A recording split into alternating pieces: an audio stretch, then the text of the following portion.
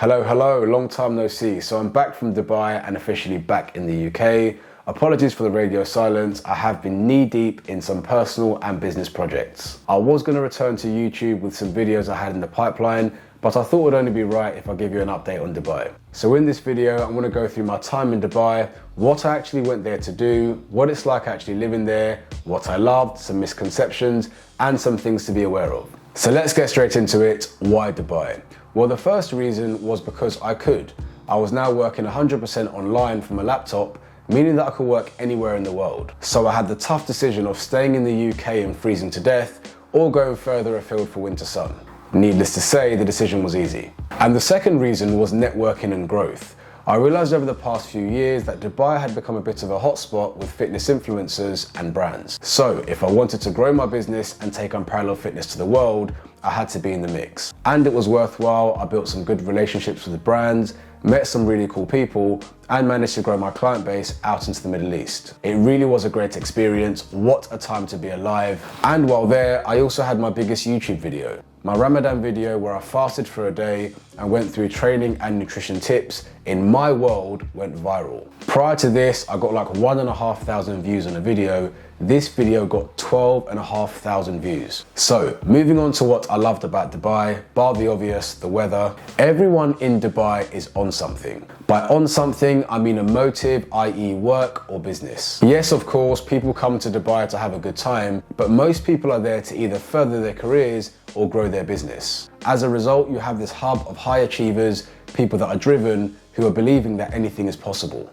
And being in that environment is so inspirational. It changes your mindset, changes your focus, and the energy just rubs off on you. Another thing I loved about Dubai was the crime rate. People would leave their supercars unlocked, their houses unlocked, and have no fear of being robbed. It was a different world, especially coming from London. It almost felt too good to be true. But it was. Genuinely, it was probably the safest place I'd ever been. Probably because people know what time it is if they do commit crime. Now, obviously, it wasn't all perfect. There are some things to be aware of and some potential drawbacks to living there. The first thing was censorship.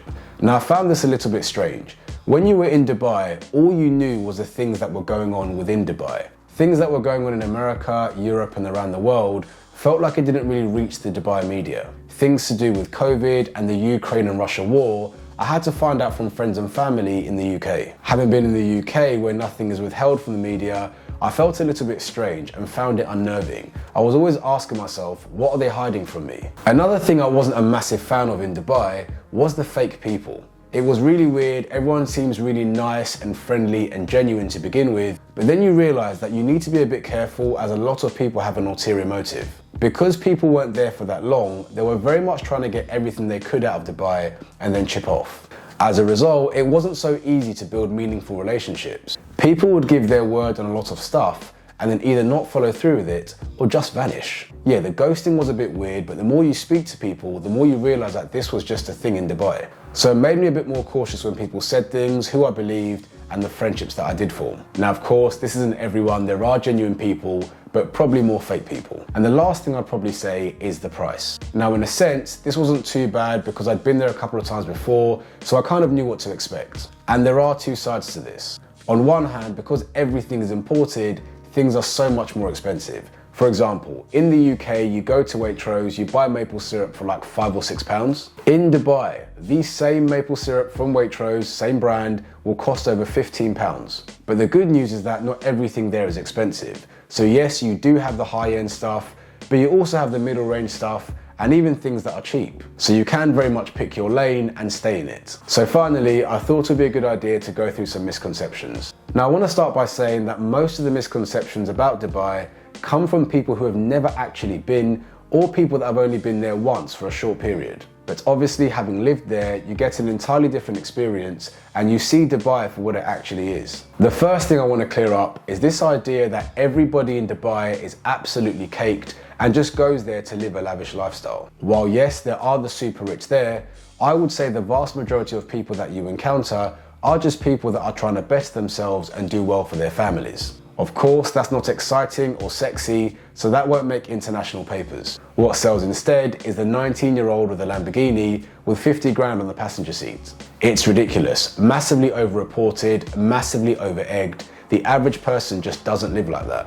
Another misconception is that Dubai is this really strict country where no one drinks alcohol, women can't drive, or they can't show their arms.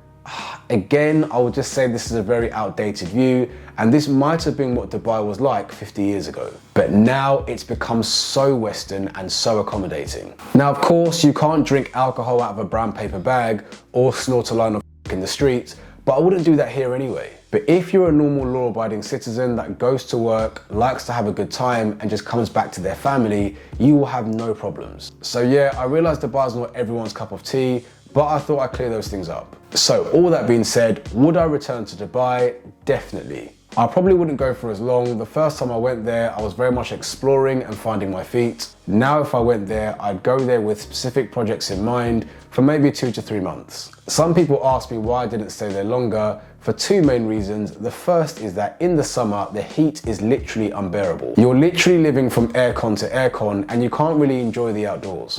The second reason is that from a networking perspective, most people leave Dubai in the summer. The peak time in Dubai is from October to March. But I'd probably say that most people are in Dubai between January and March, and that's when there's a real buzz around Dubai. So that's my experience of Dubai. Hopefully you got some insights into what it's like to actually live there. Hope you enjoyed that video. If you did, drop it a like.